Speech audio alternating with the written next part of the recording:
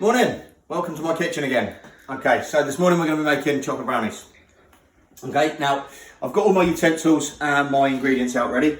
All my ingredients, all my utensils, and I've also got my recipe sitting on one side as well, just in case I need to refer back to it. Okay, so we've got caster sugar, we've got plain flour, we've got dark chocolate. I've got white chocolate chips, which weren't on the original recipe, but you can add these if you want to. You can also substitute these for chopped nuts if you choose. We've got some eggs, some baking powder and some cocoa powder, and then we've got a block of butter. Now, very simply, all we're going to do, I've already preheated my oven. So my oven is on gas mark 4. Gas mark 4 is also 180 degrees if you don't have that on your oven. I've got a pan of boiling water there. Now, I've just got that down to a simmer now, rather than a boil. And now I will show you what that's for in a second. Okay, so what I'm going to start with is my bowl for my chocolate and my butter. Okay, now you can do this if you like in the microwave. It would be much quicker, but it's harder to control. The bowl is going to sit on top of the pan, and we're going to melt the butter and the chocolate in that. Okay, so all I'm going to start with is popping a little pot in there. In fact, I'm going to do it straight into the bowl rather than making more washing up for myself. So we'll zero that again. Okay. And then what I'm going to do is I'm going to take about 100 grams of butter.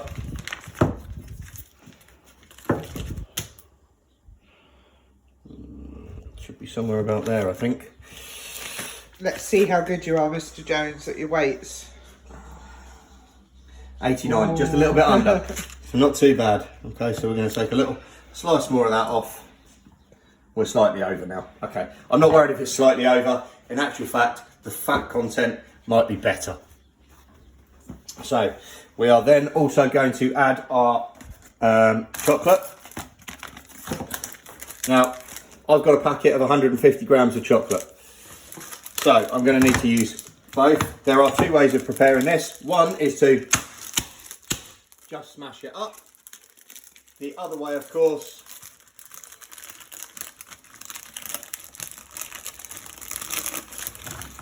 is to get it all out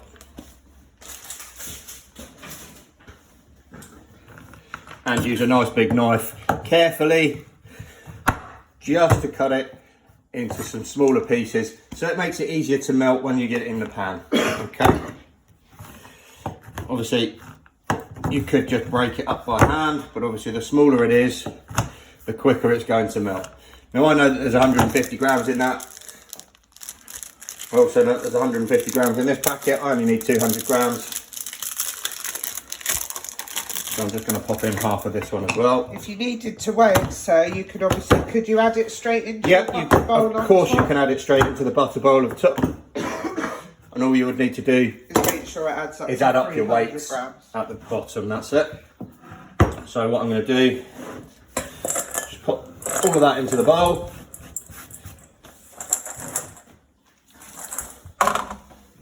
We've gone slightly over, but that's not too bad. Okay. Now what I'm going to do is sit that bowl over the pan of simmering water. Now obviously I'm using a metal bowl, which means that bowl is going to increase in temperature. So you are going to need, if you are choosing to do it this way, you're going to need a tea towel to hold your bowl while that starts melting. Can you use a glass bowl for this if you don't have a metal bowl? Does it matter? I would suggest if you have a glass bowl, it is better to use. Yes. Obviously, if you're going to use the microwave to melt this stuff, don't put the metal bowl in the microwave. You use the plastic or glass. You could use a glass bowl in the microwave, okay? Or even a plastic Tupperware like this, just to melt your stuff, okay? Then if you've got one, a spatula like this, or even a wooden spoon will do, just to stir and mix your butter and your chocolate. You can already see that the temperature in there is starting to melt things, okay? Now, I've been a bit sloppy this morning. If you chop your butter into cubes, it's going to melt more evenly. Okay, so I'm just going to let that sit there and melt for a few moments. Okay, and I'm going to move on to the next part. So what we're going to do Now I'm going to use my Tupperware.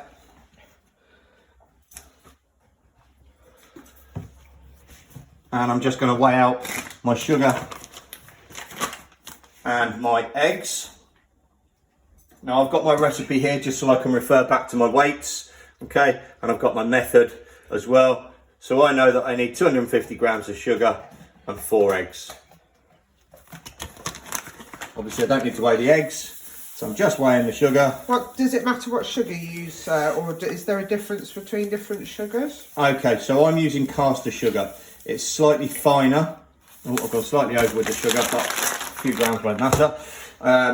Caster sugar is slightly finer. It's better than granulated sugar that you'd put in your tea or coffee. But if you have to use that, if you have to use granulated sugar, if you've got a blender or a mixer, something like that, then it would be great if you can whiz up your sugar and get it down to this finer state. Okay, caster sugar is much better for baking and cooking and things like that. Okay, so I've got a mixer here. I'm going to throw my ingredients into my mixer. If you don't have one of these, it's very easy and simple to do. Just need a hand whisk and a big bowl and keep whisking it as much as possible until you get a really nice, thick, pasty consistency. And I'll show you that once we've mixed that in our bowl. I'm just going to give my butter and my chocolate a quick stir again, just to make sure it's not... There we go, we're starting to melt up lovely now. Is it the butter that makes the chocolate look really shiny? So there is something called tempering. When you temper chocolate, it's to do with the science behind it and breaking up the molecules in the chocolate. You have to heat it and cool it to a certain temperature, and that's what gives it the shiny consistency. This obviously, once I turn it into brownie mix, will start to become a bit more of a matte finish. It won't be quite as glossy. Okay, so I'm just going to leave that to sit again, let that butter melt down. So I'm going to take my bowl off my mixer. We've got our sugar. Sugar's going to go straight in there. And again, if I just refer back to my recipe, we've got 4 eggs. So I'm just going to crack 4 eggs straight into the box.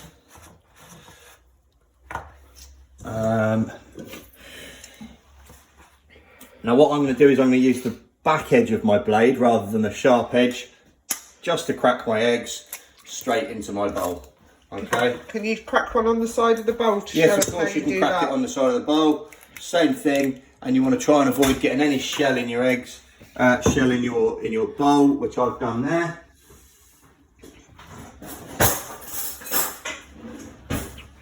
So trying to avoid that eggshell in your mixture. So we'll just take out that little piece and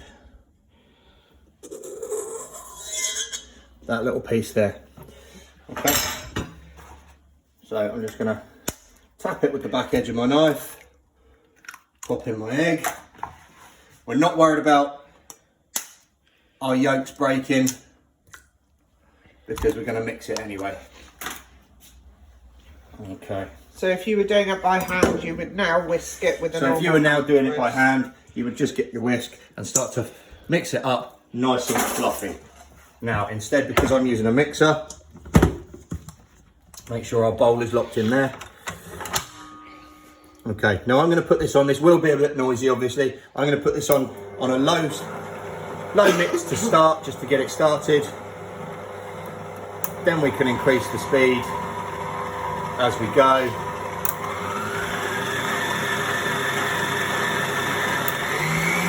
There we go, and that will create a nice consistency for our sugar.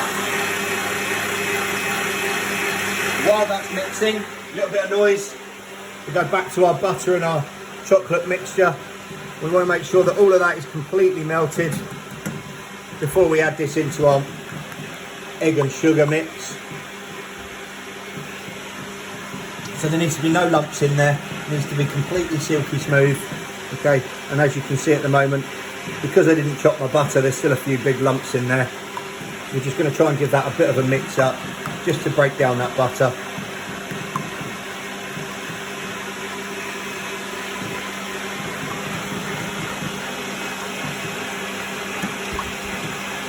We're nearly there. Still a couple of lumps.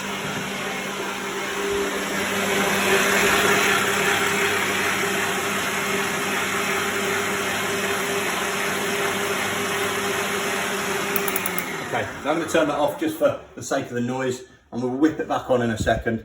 What we're trying to do is try and beat out as much of the air as possible.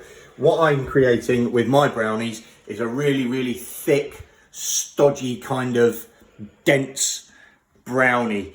What we're trying to get away from is a more cake-like mixture where there's lots of air in it and you get lots of air bubbles and it's much lighter. So a brownie mixture should be a lot more dense when it goes in your tray. Okay, nearly touched the hot pan then, that was silly. So just another little mix. Okay, there we go. If you've got one of these, they're brilliant because you can get right round the sides and you don't waste any of your mixture.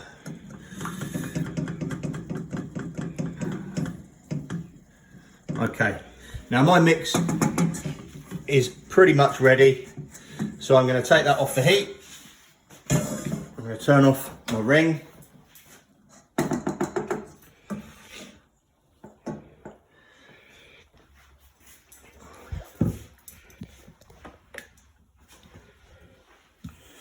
Now on my recipe, this says that we need to cool it to room temperature. We don't have the time to cool it to room temperature at the moment, but what I am going to do is I'm going to stick it in the freezer for a few moments, just to try and take some of that temperature out of it, because if I leave it like this, then it's going to start to cook the eggs, and we don't want that. If you start to cook your eggs, you're going to end up with scrambled egg, and then it won't work quite as well. Right, we don't have so much room in that one, so we're going to put it in the other freezer.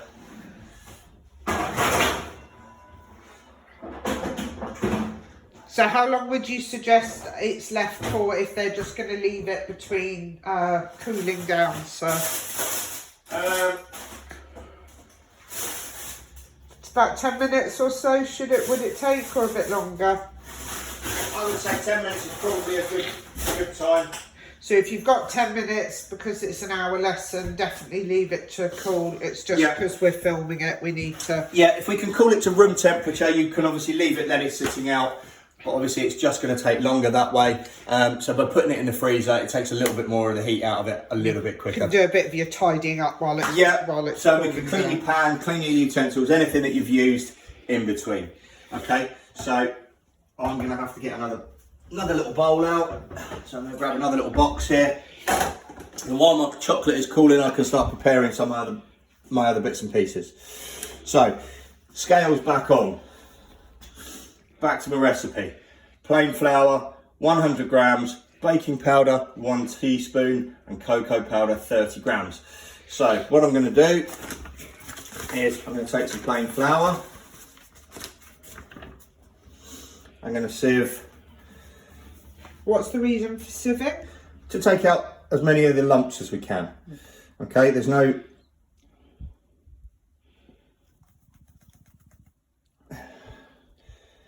We want to try and avoid as many of the lumpy bits as we can, so that those bits get broken down into your mixture.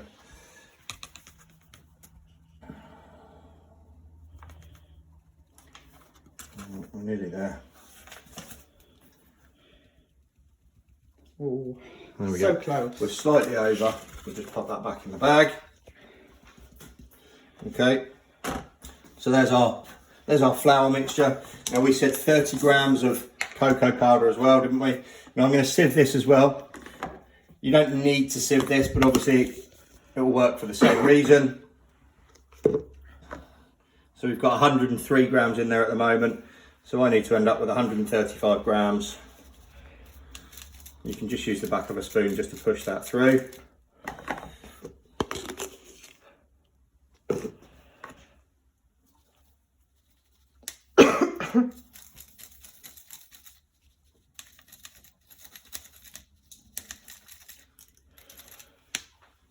Slightly short, just gonna chuck in a little bit more. So you can use drinking chocolate like this one, guys, or if you've got the proper cocoa powder, that's fine.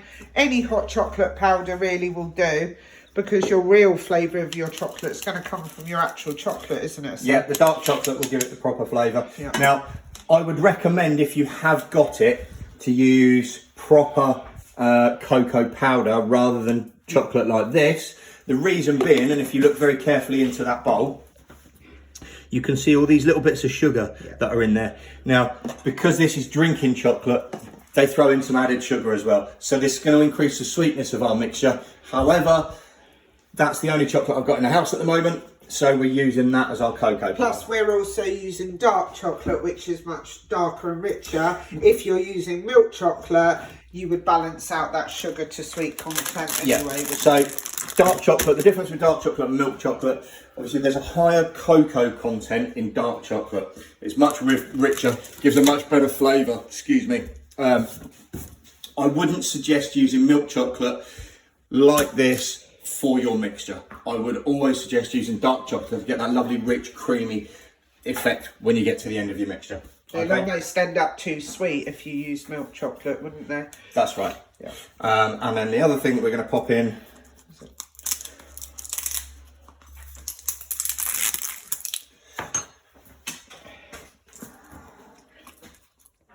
if I can get into the box. And we're going to sieve this as well because the baking powder, as you can see, is also quite lumpy. So that's about a teaspoon. And what does baking powder do? Baking powder increases the raising. Is it a raising agent? It's not. It is a raising agent, but we're not looking for it to raise too much. Obviously, we don't want it to rise above the pan, so we want it to sit in the pan. But it's just enough to give it a little bit of oomph. Fluff. A little bit of fluff. Yes, there we go. All right. So that's our mixture there. All right. Now that doesn't matter if that all gets mixed in together because it's going to go in the mixer anyway. Okay. So we can pop that to one side for now. We can put our scales away. We're going to give those a clean in a second as well. Back to our freezer. Now, my mixture is obviously still quite warm. All right. I wouldn't suggest putting your finger in it. It's been on a boiling pan, don't forget. Okay. You can see, obviously, where the bowl has started to go cold, you can see some of the chocolate mixture has started to solidify around the edge. Okay. So all I'm going to do, I'm going to take off my egg mixture. And because the bowl has cooled down enough, all I'm going to do is I'm going to close my mixer. I'm going to put that on very, very slowly. And this is going to be awkward for Miss Middlehurst to film because I'm left-handed. I'm going to pour that in while the mixture is going. Okay. Very, very carefully. Obviously, because I'm doing this into an electric mixer, I'm trying to do it at the same time. But if you're mixing it by hand, you can just pour it all in and then give it a nice good whisk up together. Okay, it won't make much difference. Now, because I've got this lovely plastic spatula, it means I can get right in around the bowl and get as much of that mixture out as possible. Okay, there we go.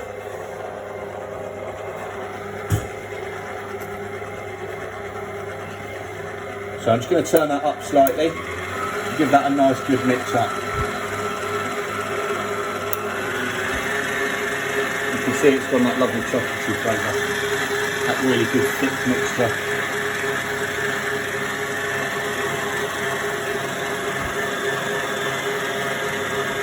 Right, so I'm going to give that one quick blast just to get it mixed. If you are using a hand mixer at all, something like this,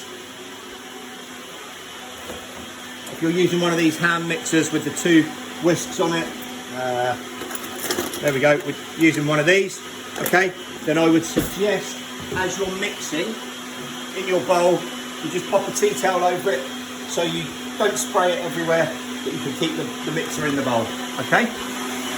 Right, so we've now got that lovely thick chocolate mixture. There we go, that looks really, really good. And our egg isn't cooking, but you can see there is lots and lots of air in there. So at the moment, this is going to be much more of a cake-like mixture. That's the bubbles. That is the bubbles, yes. So we want to try and knock out as much of that as possible.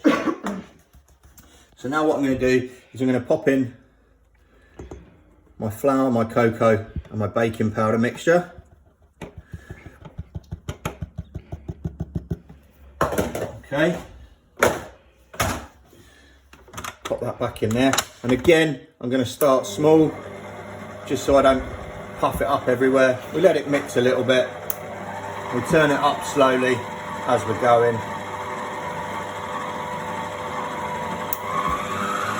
And you can see all that mixture starts to get in there and get mixed up.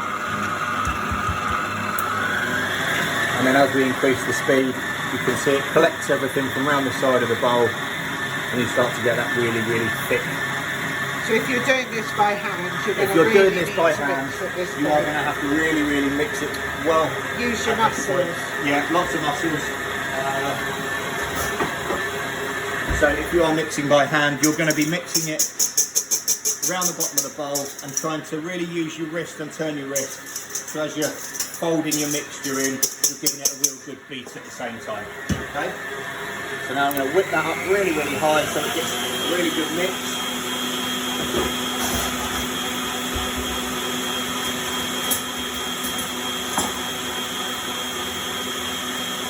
But this is the point where you can add in your extra chocolate or your nuts if you've got some.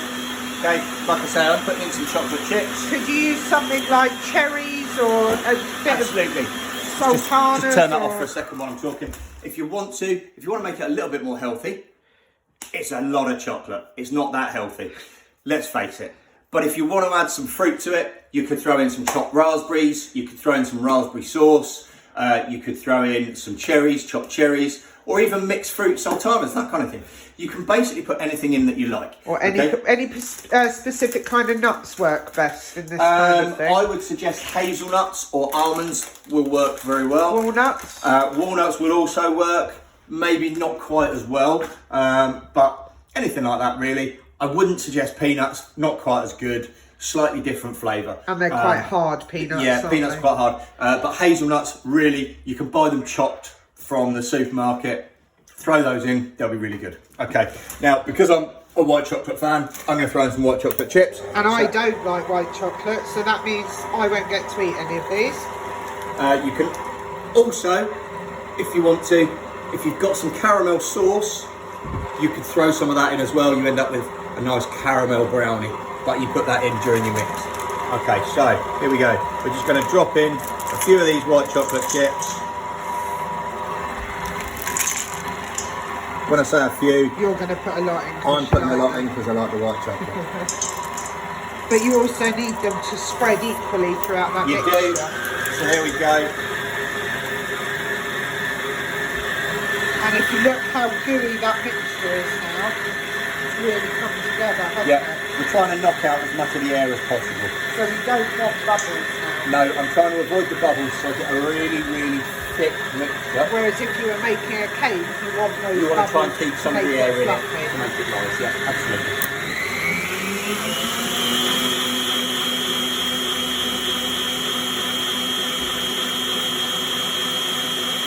And you can just see around the top of the bowl, there is a little bit of flour in there. So all I'm going to do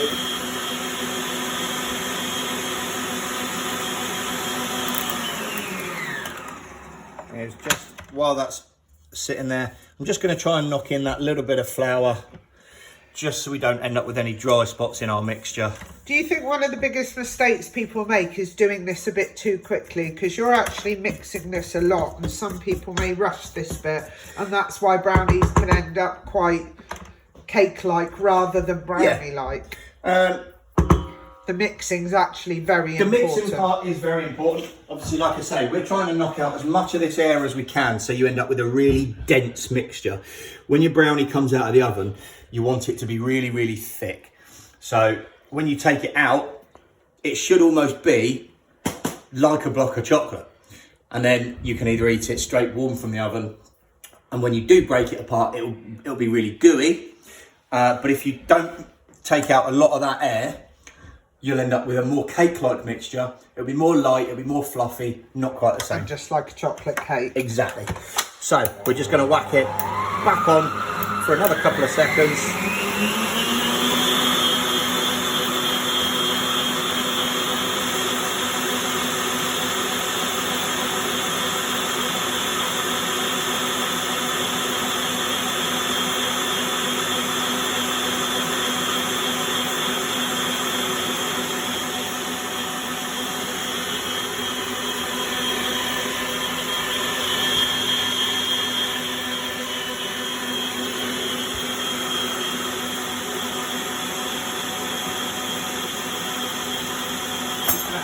tidy up and a bit of a clean up while our mixture's going.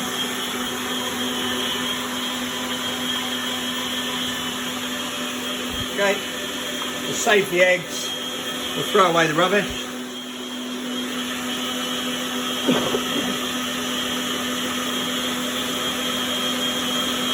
Okay, there's our eggs, there's our chocolate. Alright.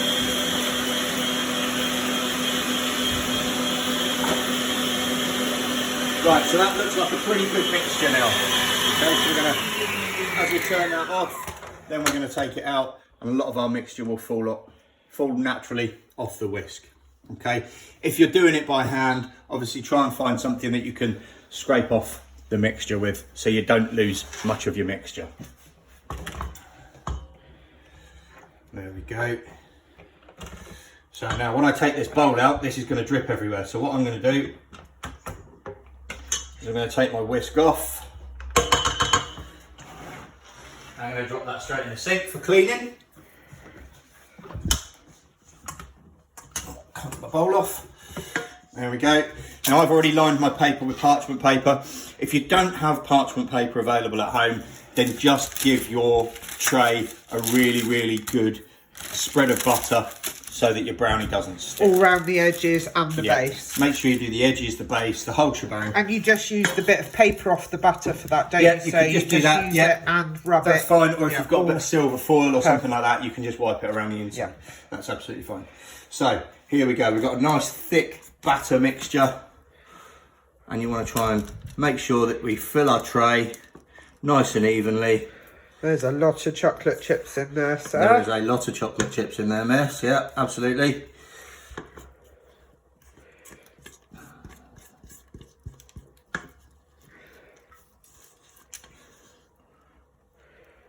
And again, I love this tool because it means I can get right in around my bowl and none of that mixture goes to waste. And it is those plastic spatulas that have that bend, isn't it? Yeah, the wooden ones. So it's a rubber spatula. Yeah, the wooden ones don't have that bend. Your wooden spoon doesn't have that bend, so you can't get in around the bowl. They're not very expensive to buy, but they are very good to keep in the kitchen. That is a lot of brownie. That is a lot of brownie. We just want to try and level it out into each of the corners. Try and make sure you really can see how much thicker than a normal cake mixture this is. It's actually really quite gooey, isn't it? Yeah, it's really dense, really thick.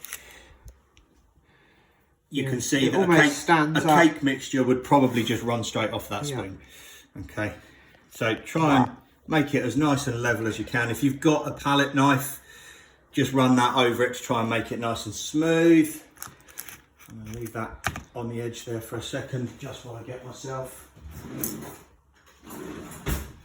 a butter knife.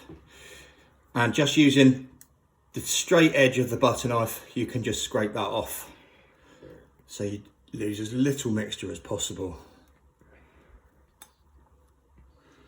There we go. Okay. There is your brownie mix. Give it a little bang just to knock it down, just to try and make it as flat as possible. Now we're going to throw that into the oven now for about 25 to 30 minutes, or until the top starts to get this lovely cracked effect. Now, when I say cracked, it will look like it's got, excuse me, it will look like it's got a layer across the top of it of sort of thin, crispy chocolate. But the rest of it will start to crack and break apart. Now that's exactly the look that we're looking for. So what we're going to do, guys, is we're going to put it in the oven now. We're going to stop filming and we're going to then take photos of what our brownie looked like just as it's nearly ready and finished and presented, which is what we'd like you to do, and then upload your photos of your finished brownies. Is that right, Sil? That's absolutely right. And what I'm going to do, hey Siri, set me a timer for 30 minutes. Your timer is set for 30 minutes. So I've got my timer on, so I know that that's going to be ready in about 30 minutes time. So while that's cooking, so you're going to clear up, wash everything up. Wash everything up, get our kitchen nice and clean to start again fresh for our next project. Try not to open your oven, keep going back in and checking on it. let it cook. Leave it for your 25 to 30 minutes. Gas mark 4, remember Gas mark guys? 4, okay, or 180 degrees. Keep the oven door closed. The more you open it and check it, you're letting all that hot air out and the temperature of the oven comes down. Your brownie's not going to cook through properly. Okay, see you shortly and I will show you what happens when we take it out.